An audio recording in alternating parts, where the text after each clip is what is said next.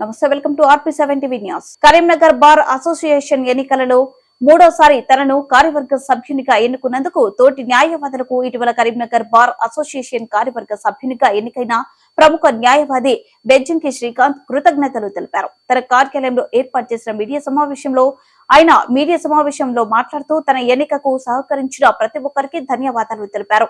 నమస్కారం, నేను బెజ్జంకి శ్రీకాంత్.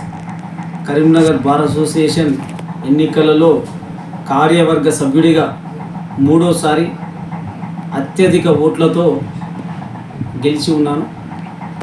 దీనికి ముఖ్య కారణం మా బార్ అసోసియేషన్లో ఉన్నటువంటి సీనియర్ జూనియర్ మహిళా న్యాయవాదుల ఆశీస్సుల వల్లనే నేను ఇది సాధించాను.